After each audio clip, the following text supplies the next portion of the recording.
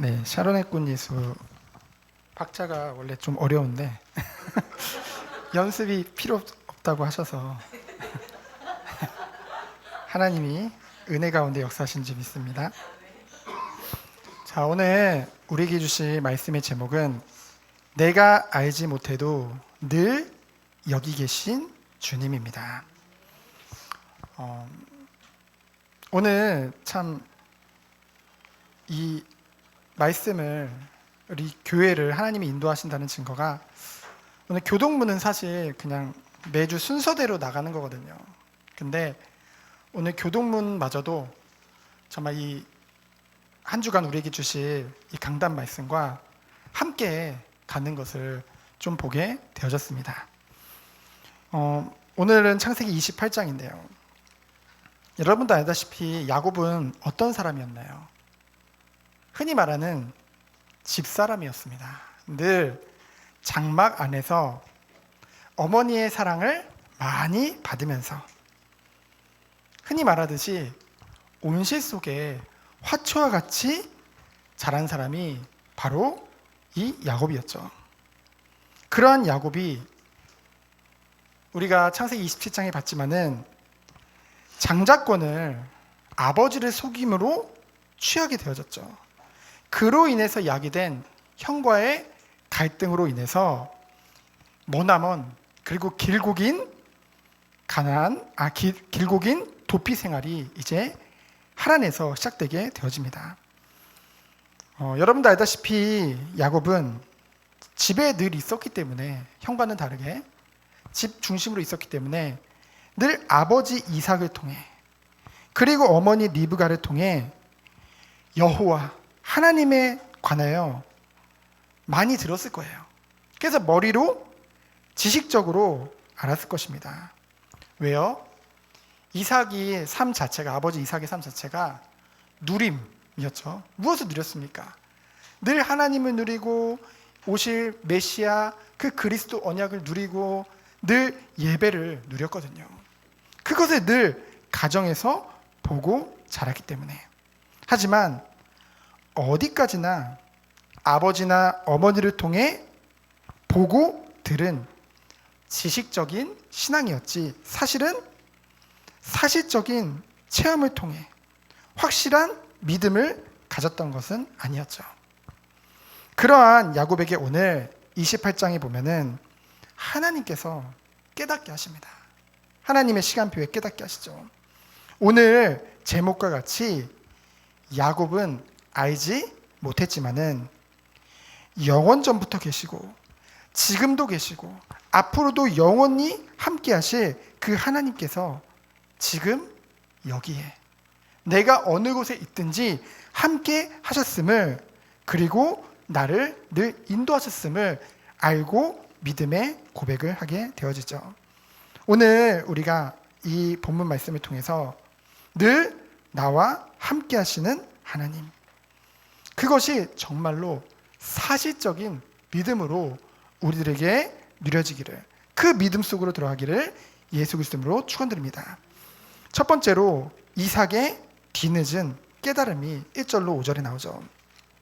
비록 이 야곱이 이삭을 속여서 장자의 축복을 받게 되어집니다. 하지만 그 축복하고 나중에 자신이 속았음을 알았을 때 그 야곱에 대한 배신감보다는 그 아버지 이삭은 무엇을 깨달았냐? 그렇지, 하나님이 그 태중에서부터 복중에서부터 이미 큰 자가 작은 자를 섬기리라고 하나님이 말씀하셨는데 그것을 내가 잊고 있었구나. 그래서 두렵고 떨었다고 했잖아요. 왜요? 하나님을 정말 믿는 사람은 하나님을 경외하는 마음이기 때문에. 그래서 결국은 이 일로 인해서 눈에 보이는 보복을 피하기 위해 그 야곱이 도망간 것 같지만은 하나님은 이 일을 통해 어떤 일을 하시나요? 신앙과 이 육신의 혈통의 순수성을 보존하시는 것이죠. 그러면서 뭡니까? 이것을 통해서 우리는 무엇을 알게 됩니까? 비록 이 야곱의 연약함으로 말미암아 그런 속임수까지 써서 여러 가지 갈등을 야기시키고 많은 문제들을 벌였지만은 결국은 하나님은 그 모든 것을 협력하여서 하나님의 뜻을 이루는 선으로 인도하셨다는 것이죠. 우린 비록 연약합니다. 여러분 연약하잖아요.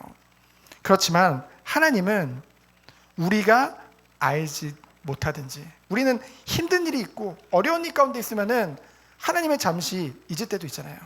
그러나 우리의 하나님은 영원 전부터 지금도 영원토록 동일하신 그 하나님은 하나님의 언약 안에 있는 우리의 삶, 그리고 우리의 삶의 모든 순간순간에 하나님의 구원의 계획을 가지고 결국은 승리케 하실 하나님의 그 은혜 속으로, 하나님의 섭리 속으로 우리를 이끌어 가시는 줄 믿습니다.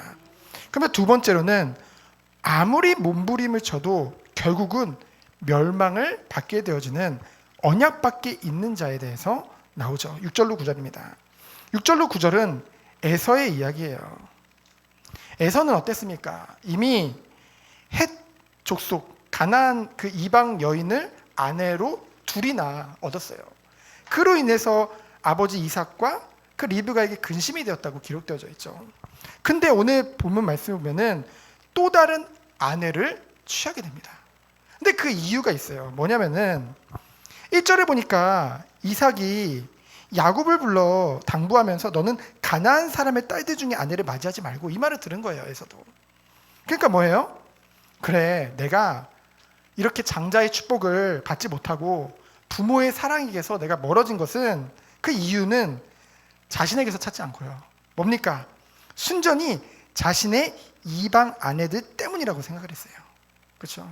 여러분, 하나님의 인도를 받지 못하면은 이렇게 자신에게서 찾지 않고 남에게서 그 이유를 찾게 되어졌어요. 여러분, 하나님의 은혜 가운데 우린 있잖아요. 그래서 우리는 늘 하나님 말씀 앞에 우리를 세우면은 끝나는 것입니다. 그것이 하나님이 원하시는 거예요. 그래서 결국 그 에서가 생각한 사람이 누굽니까? 바로 이스마엘의 딸을 아내로 취하게 됩니다. 전입가경이라는 말이 있죠. 한자로.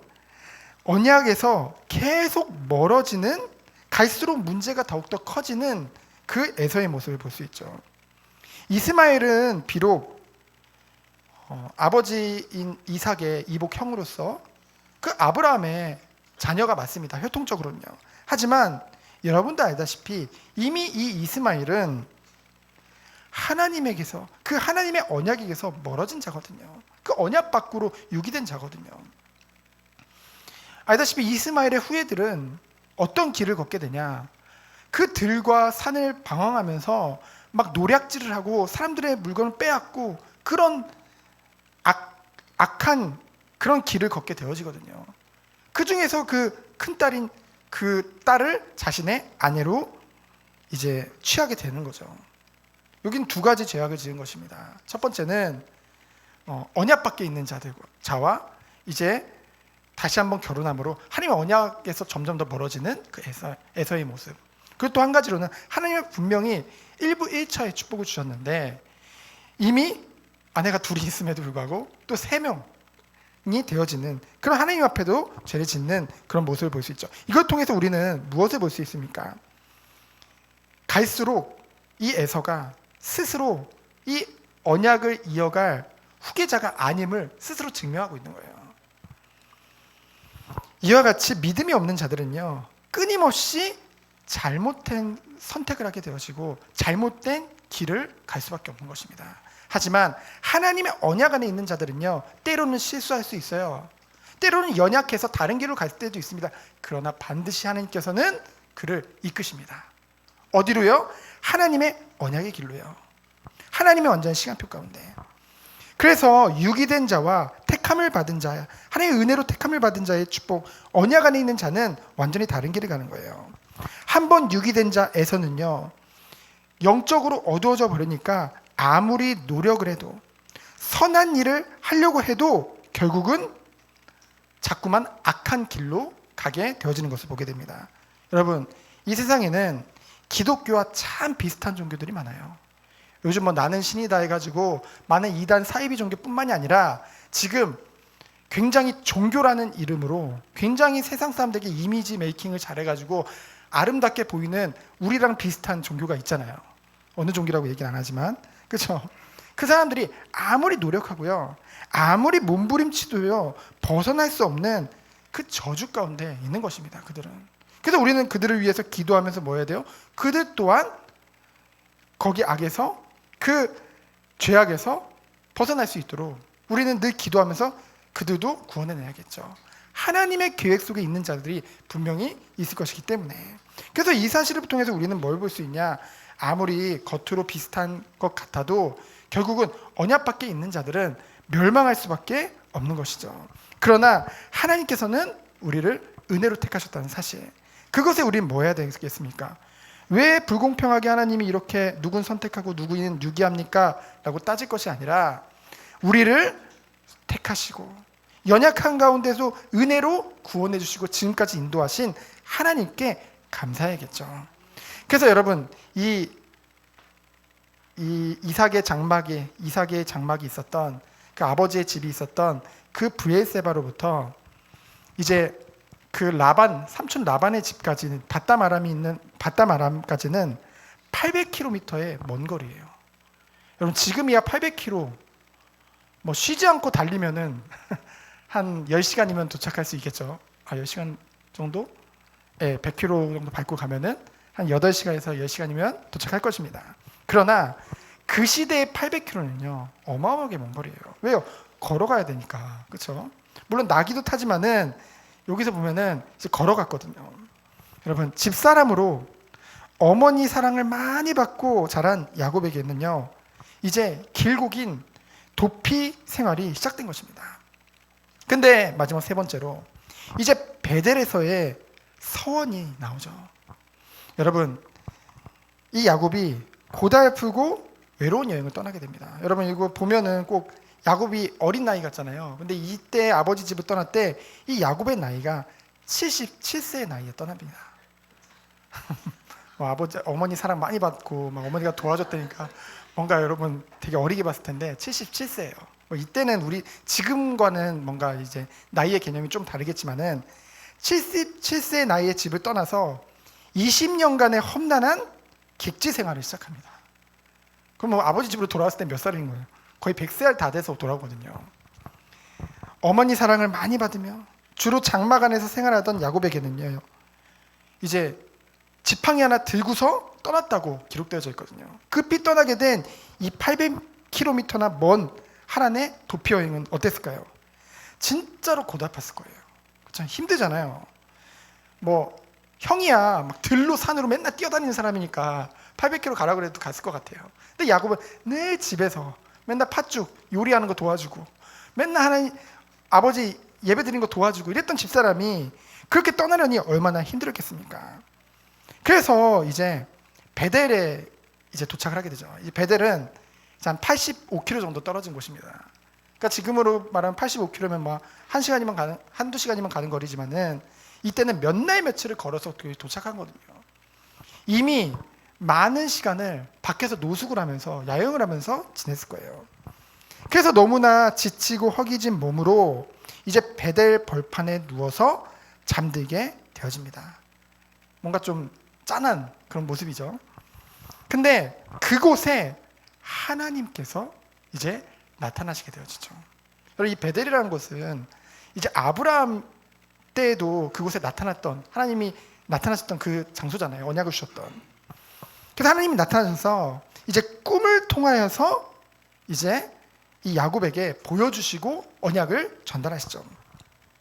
구약 시대에는 하나님께서 이제 당신의 뜻을 전달하실 때 이제 꿈을 통해서 많이 말씀하셨잖아요. 뭐 예를 들면은 뭐 요셉도 꿈을 통해서, 그리고 뭐 사무엘상 28장 6절에도 그렇고 다니엘서 2장 2절 45절에도 그렇고 이제 다니엘을 통해서도 하나님은 꿈을 통해서 이제 그것을 해석하고 그걸 통해서 하나님 뜻을 이제 알려주는 그런 일을 하게 되어지잖아요.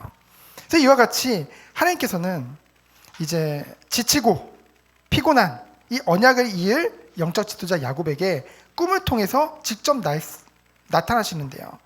그래서 무엇을 통해서 말씀하십니까? 하나님의 언약을 통해서 확신을 주시고요. 그리고 여러분, 하나님은 또한 위로를 주십니다. 그리고 또한 격려해 주시죠. 무엇을 통해서? 말씀을 통해서요. 여러분, 우리가 예배를 통해서 언약 붙잡고 막 기도하며 막 세계복음화 해야지, 맞긴 맞는데요. 예배라는 곳은요, 성령이 역사하는 곳입니다. 예배를 통해서 우리가 말씀도 받지만은 이와 같이 위로도 받고요, 격려도 받고요, 힘도 얻는 것이 바로 예배의 축복입니다. 그래서 예배의 자리로 와서 예배를 드리는 것은 굉장히 기쁜 일이고 감사할 일인 것이죠. 그 꿈에 보니까 무엇이 보입니까? 이제 사닥다리가 하늘과 땅에 연결되어지고 그곳으로 천사가 오르락 내리락하는 장면을 보게 되어지죠. 여러분, 이 사닥다리는 무엇을 말합니까? 땅에 있는 죄인된 인간과 하늘에 계신 하나님께 이르는 유일한 길 되시는 오실 메시아 예수 그리스도를 상징하고 있는 것이죠. 이와 같이 하나님께서는 구약에서도요, 늘 오실 그리스도를 이 아브라함과 이삭과 야곱에게 늘 언약을 통해, 그리고 이렇게 하나님의 그런 꿈을 통해서 나타내시고 전달하셨습니다. 그래서 보면은 예전에 대적의 문을 취하리라, 후손이 예수 그리스도를 상징하죠. 그리고 땅의 모든 족속이 너의 민족을, 너의 후손을 통해서 복을 얻게 될 것이다. 그것 또한 우리가 받을 축복이지만 그리스도를 상징하고 있는 것이죠. 그래서 이 사닥다리는 결국은 유일한 길 되시는 예수 그리스도, 내가 곧 길이요 진리요 생명이니 나로 말미암지 않고는 아버지께 올 자가 없느니라, 그것을 말하고 있는 것이죠. 그러면서 그곳에 천사가 오르락 내리락 합니다. 하나님과 인간 사이에 이제 가교가 생겼는데 거기에 신부를 받는 천사를 말하고 있는 것이죠. 이 천사의 주된 임무잖아요. 하나님의 우리의 기도를 들어서 하나님께 올리는, 그것을 이제 환상 중에, 꿈 중에 보게 되어진 것입니다. 근데요, 중요한 게 있어요.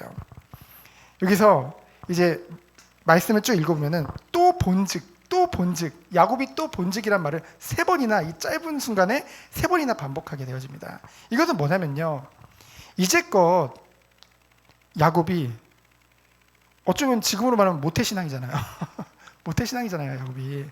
근데 이제껏 지식적으로만 하나님을 알았던 거예요. 듣고 들었던 하나님이었죠.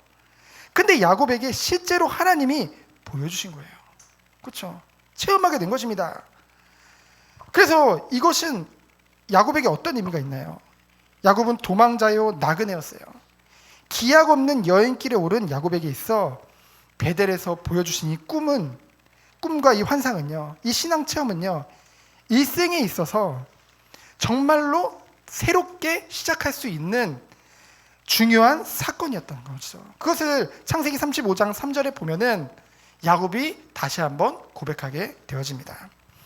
그러면서 오늘 말씀에 보면 13절에 보면은 여호와께서 그 사닥다리 위에 서서라고 말씀하시죠. 서다라는 것을 히브리어로 보면은 무슨 뜻이냐? 강하고 불변함을 의미합니다. 그 강하고 불변한 그 여호와 하나님께서, 강하고 불변한 언약의 하나님께서 야곱에게 뭐예요? 특별한 관심을 가지고 이제 지켜보시는 거죠. 그것을 이제 말씀하고 있습니다. 여러분, 하나님이 택하신 주의 백성이잖아요. 우리는 야곱과 같이 하나님이 택하셨잖아요. 그 성도 개개인의 인생에 하나님은요, 정말로 특별한 관심을 가지고 계십니다. 여러분들은 잘 모르겠지만은 너무나 흔해 보이니까, 하나님 믿는 사람들이 너무나 많은 것 같으니까. 근데 하나님은 하나님이시잖아요. 전지전능하신 분이잖아요. 그 하나님은 우리를 창세전에 구원 주시기로 계획하셨고, 그리고 우리 한 사람 한 사람에게 소원을 두고 하나님의 일을 이루신다는 것이죠. 그렇기 때문에 최고의 관심이 우리 한 사람 한 사람에게 있고, 그냥 관심에서 끝나는 것이 아니라 하나님은 우리의 앞길과 발걸음을 완전하게 인도하고 계신다는 것이죠. 그래서 하나님 말씀하십니다. 나는 여호와니. 여호와는 뭡니까? 스스로 계신 자라는 것이죠. 전에도 계시고 지금도 계시고 미래에 영원토록 계시는 완전하시고 영원하신 그 언약의 하나님께서 지금 말씀하시는 거예요. 여호와라는 이름 자체가 언약의 하나님이잖아요. 내가 너에게 지금 말하는 모든 것을 내가 신실하게 다 지키겠다. 그럴 때까지 다 이루기까지 내가 너를 떠나지 않겠다. 분명하게 하나님이 말씀하고 계시는 것이죠. 지금도 하나님은 우리에게 말씀을 통해서 늘 이렇게 말씀하십니다. 내가 너에게 주신 언약을 이루기까지 너를 떠나지 않겠다. 마태복음 28장 10절 20절을 보면은 예수님이 부활하셔서 승천하시면서 약속하신 것이 무엇입니까? 하늘과 땅의 모든 권세를 내가 가졌는데 너희가 모든 민족으로 제자 삼고 땅끝까지 증인될 때까지 내가 영원토록 너희와 항상 함께할 것을 약속하셨죠. 우리 또한 이 축복 가운데로 있는 것입니다. 그래서 16절에 보니까 말로만 듣고 이제까지 배웠던 하나님을 지금 이 순간 체험을 통해 실제로 이제 깨달은 거예요. 오늘 제목과 같이 뭐라고 말합니까? 16절에 보니까 야곱이 잠이 깨어 이르되 여호와께서 과연 여기 계시거늘 내가 알지 못하였도다. 그 하나님의 은혜와 하나님의 그것을 임재하심을 깨달으니까 그때 오는 것이 무엇입니까? 은혜를 깨달은 자가 누리는 축복은 뭡니까? 하나님을 두려워하는 마음이에요. 이것은 하나님을 너무 무서워하는 마음이 아니라 뭐예요? 하나님을 너무 사랑하기 때문에, 하나님이 나와 함께 하심이 정말 믿어지기 때문에 거룩한 경외심이 생긴 거죠. 그래서 어떻게 합니까? 18절에 보니까 그곳에 기둥에 이제 기름을 붓죠. 하나님의 만난 것, 하나님의 언약을 기념하는 것입니다. 어디세요? 그 자리에서요. 그래서 뭡니까? 그 기름을 부었다는 것은 자기 자신과 그리고 그 장소를 하나님께 드리는 헌신을 상징하는 거예요. 정말로 하나님께서 이제껏 내가 지식적으로 또 알았던 그 하나님을, 하나님이 나에게 나타나셨고 내게 언약을 주셨고 내게 은혜 주셨음이 너무 감사한 거예요. 그래서 그곳에 기념으로 기름을 붓게 되죠. 그곳이 뭡니까? 베델입니다. 베델은 뭡니까? 하나님의 집이란 뜻이죠. 지금으로 말하면 교회입니다. 아브라함이 처음 단을 쌓은 곳. 아브라함 또한 그곳에서 여호와 이름을 비로소 불렀잖아요.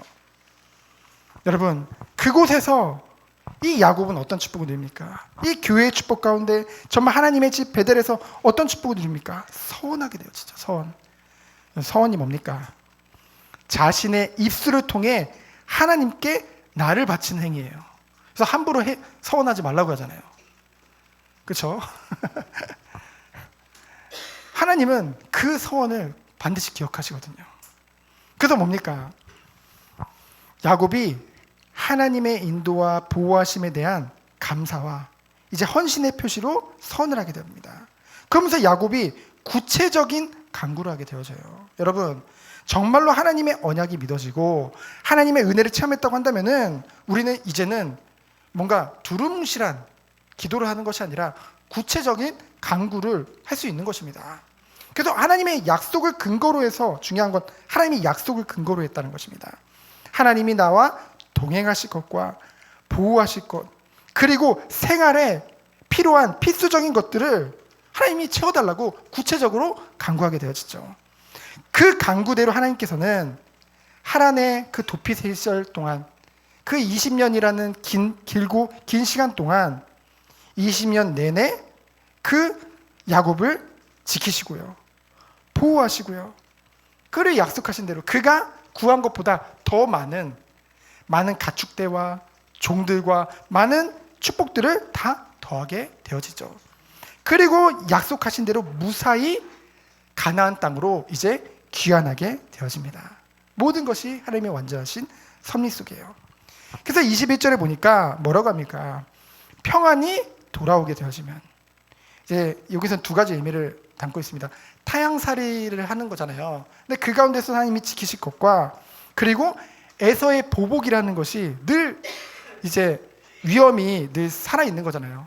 어쩌면 휴전 상태인 거죠. 그 가운데서도 보호해달라는. 그래서 뭡니까? 중요한 것은 신실한 하나님께서 둘 다 이루시잖아요. 그리고 22절을 보면은 여러분이 약간은 좀 헷갈릴 수도 있어요. 21절을 보면은 뭐라고 하냐면은 좀 조건적인 그런 신앙과 같이 보이거든요. 잘못 해석하면은. 왜냐면은 내가 평안히 아버지 집으로 돌아가게 하시오면 여호와께서 나의 하나님이 되실 것이요. 그러니까 이 말은 그 하나님이 다 지켜줘야지 하나님이 내 하나님이 될 거예요 라는 야곱의 조건적인 신앙을 말하는 것 같잖아요. 이제 그것이 아닙니다. 이게 좀 한글이 좀 애매해요. 애매하게 좀 번역이 된 건데, 정확한 번역을 보면은 하나님이 내게 언약의 하나님 여호와 하나님이 되신 것을 야곱이 고백한 것입니다. 그렇기 때문에 이 모든 일을 이루실 것을 믿는다는 신앙 고백을 한 거예요. 근데 이제 해석이 조금 잘못된 거죠. 번역이 조금 어색하게. 그래서 이건 조건적인 신앙을 말하는 것이 아닙니다. 무조건적으로 나를 인도하시고 나를 축복하시는 그 하나님을 비로소 야곱이 믿음으로 고백을 하게 되어진 거예요. 그때 어떤 축복을 누립니까? 22절에 보니까 내가 기둥으로 세운 이 돌이 하나님의 집이 될 것이요, 하나님께서 내게 주신 모든 것에서 10분의 1을 내가 반드시 하나님께 드리겠나이다 하였더라. 이 11조라는 거 요즘 말 많잖아요. 어떤 목회자들은 11조 안 내는 게 하나님 계획이다 이러면 사람들 막 박수치고, 뭔가 이 시대에 정말 진정한 그런 깨끗한 목회자가 나왔다고 막 다들 환호하고, 여러분 모세가 율법에 이 11조를 이제 정하기 이전부터 이미 11조라는 것은요 의미가 달라요. 뭐냐면요, 자신에게 주어진 모든 것이 하나님으로부터 온 것에 대한 겸손한 믿음의 고백이 바로 11조입니다. 그래서 보면은 아브라함도 이제 전쟁에서 이겼을 때 멜기세덱에게 자원하여서 10분의 1을 주잖아요. 그리고 오늘 말씀해 보면은 야곱 또한 하나님께 10분의 1을 반드시 드리겠다고 고백을 하잖아요. 이것은 제가 11조 하세요를 말하는 것이 아니라, 왜냐하면 다 잘하고 계시니까 뭘 말하는 거냐면은 우리에게 온 모든 것들이 하나님부터 왔다는 그 감사와 기쁨이 우리에게 늘 있어야 된다는 거죠. 그것을 놓치지 않는 것입니다. 그래서 결론은 무엇입니까? 하나님은 하나님의 택한 백성이 때로는 어려운 가운데 있을 수도 있습니다. 지치고 외로울 때도 있고요, 절망과 낙심 중에 있을 때도 항상 하나님은 뭐예요? 그때 그곳에 늘 함께 계셨다는 거죠. 그리고 그 하나님은 가만히 안 계시고 말씀으로 위로하시고 용기를 주시며 새로운 신앙을 넘치게 부어주시는 분이 하나님이라는 것입니다. 그래서 고린도후서 1장 3절로 4절을 제가 읽어드릴게요. 고린도후서 1장 3절로 4절에 보면은 찬송하리로다 그는 우리 주 예수 그리스도로부터 은혜와 평강이 있기를 원하노라. 이거 2절이죠. 그래서 3절에 보니까 찬송하리로다 그는 우리 주 예수 그리스도의 하나님이시요 자비의 아버지시요 모든 위로의 하나님이시며 우리의 모든 환난 중에서 우리를 위로하사 우리로 하여금 하나님께 받을 위로로서 모든 환난 중에 있는 자들을 능히 위로하게 하시는 이시로다. 성도들이요, 때로는 절망적인 어려운 가운데 상황에 놓일 때도 있습니다. 그때 우리는 낙심할 필요가 없는 것이, 하나님은 그 가운데서도 함께 하시고 우리에게 그 모든 것을 통해서 오직 하나님만 바라볼 수 있는 그 시간표 속으로 들어가게 하신다는 거죠. 여러분, 문제를 통해서 우리는 오직 하나님을 바라볼 수 있는 그 축복을 누릴 수 있는 거예요. 사람을 통해, 환경을 통해 문제 오잖아요. 우리도 모르게 사람 바라보고 환경 바라봤었는데 이거는 바라볼 게 안 된다는 거죠. 우리가 바라볼 것은 뭡니까? 오직 하나님입니다. 그래서 야곱이 사실 편안한 그런 장막 생활 중에 계속 있었다고 한다면은 어찌 이러한 하나님의 손길을 느낄 수 있었겠습니까? 이런 체험을 할 수 있었겠습니까? 외롭고 고달픈 도피 여행 중에서 이게 뜨겁게 하나님을 체험했다는 이 사실을 통해 우리는 무엇을 볼 수 있냐? 우리가 그리스도 안에서 날로 새롭게 되어지고 날로 영적으로 성숙돼 가는 것이 하나님의 계획이잖아요. 때때로 고난과 역경이 이것에 큰 도움이 된다는 거죠. 때로는 발판이 되어지는 것입니다. 그것을 깨닫게 되어지죠. 그래서 우리들은 어떤 축복을 누려야 되겠습니까? 우리에게 때로 오는 고난과 역경을 영적으로 더욱더 성장할 수 있는 그 계기로 발판으로 삼아야겠죠. 그래서 데살로니가전서 3장 3절에 보면은 뭐라고 했습니까? 아무도 이 여러 환난 중에 흔들리지 않게 하려 함이라. 우리가 이것에 위하여 세움을 받은 줄을 너희가 친히 알리라. 그렇죠.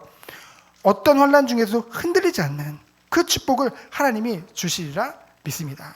그 믿음 가운데 들어가져서 앞으로 마지막 때 더욱더 고난의 때, 고통의 때가 오거든요.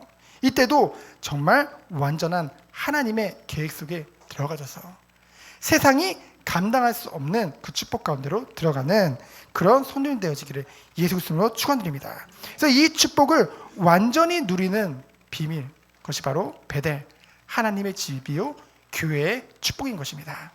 그래서 이번 한 주간 정말 어떤 상황 속에서도 늘 나와 함께 계시는 주님을 바라보며 그 주님으로 인해서 새로운 시작을 하는 한 주 되어지기를 예수 그리스도로 축원드립니다. 시간 기도합니다. 하나님 감사합니다. 하나님이 원하시는 그 은혜 속에 들어가져서 날마다 주님이 주시는 힘과 능력으로 나와 관계된 모든 현장을 살리기 이전에 먼저 내가 힘을 얻고 주님이 원하시는 언약의 여정 가는 우리 모든 성도님들로 주께서 축복하여 주옵소서. 살아계신 예수 그리스도 이름으로 기도합니다. 아멘.